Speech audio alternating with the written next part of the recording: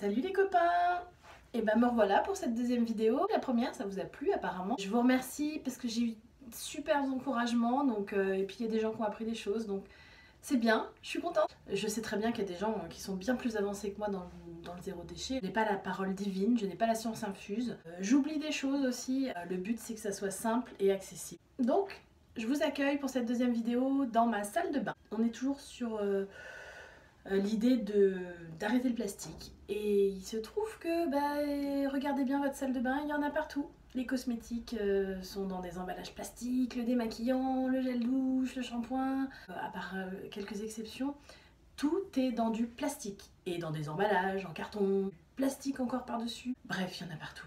Mais sachez aussi qu'il y en a dans les produits. Donc, regardez la liste des ingrédients de vos produits cosmétiques préférés.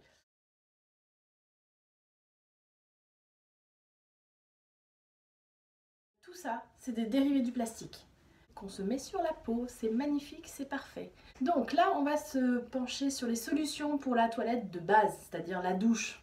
À l'ancienne, le savon, évidemment, on peut revenir au savon. Pour les puristes, il y a le savon de Marseille. Bon, moi j'aime pas l'odeur, hein. Perso, je trouve que ça sent bon, c'est un point de vue perso. J'en achète pour les produits d'entretien, mais ça on verra ça plus tard.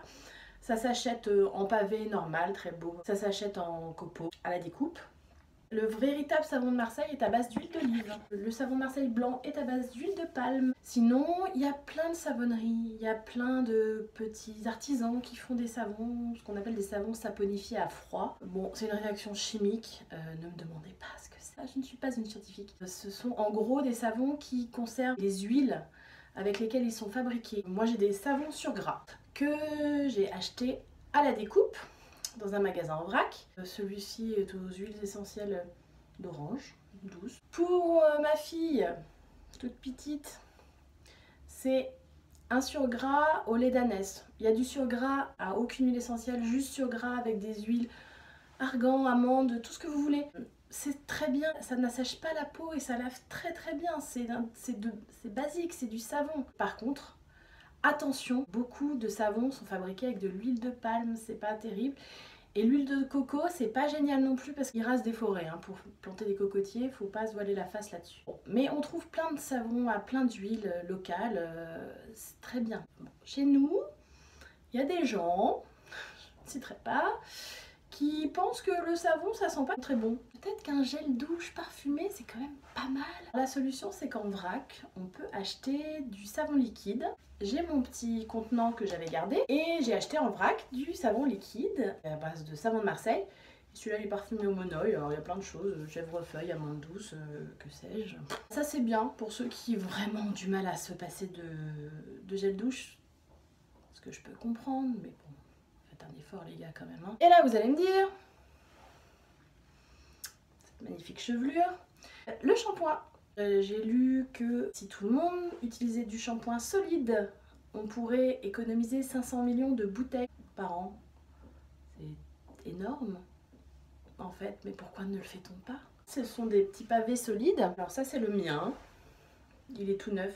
Et ça c'est celui des enfants, il était pareil avant, hein, mais bon voilà. C'est super en fait parce que on mouille les cheveux, on frotte là, on frotte entre les mains, ça fait de la mousse, on peut frotter directement sur les cheveux, ça mousse, ça graisse, mes cheveux regraissent moins vite avec ce truc là. J'ai peut-être trouvé le bon tout de suite. Il y en a pour tout le monde, des cheveux secs, des cheveux gras, des pellicules, et c'est du shampoing.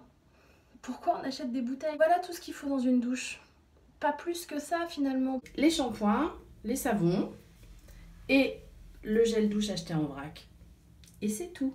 Il y a une chose, je pense, qui peut rebuter les gens, c'est l'absence d'odeur de gel douche, de shampoing. Mais en fait, on a oublié que le propre, ça sent juste propre. Ça sent pas les huiles de machin, Ah si, on peut mettre des huiles essentielles, ça à la limite, des huiles végétales qui ont une odeur. Mais ça sent pas la fraise, la pomme, le je sais pas quoi. Stop, ça sert à rien. Arrêtons toutes ces odeurs chimiques partout. Donc voilà, la base. J'espère que sur la douche, on est à peu près au taquet. Il n'y a pas grand chose à savoir. Pour le shampoing, regardez sur internet. Je ne vais pas faire de la pub en fait.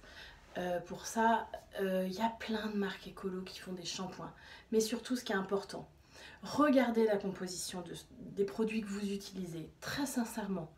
Il n'y a pas besoin de beaucoup, il faut des ingrédients simples. Moins il y a d'ingrédients, mieux c'est, et des choses naturelles. C'est tout ce dont on a besoin en réalité. J'espère que cette vidéo vous a plu. Et ben maintenant, je veux bien que vous likez, finalement ça fait plaisir. Partagez si vous voulez. Et puis je vous dis à la prochaine.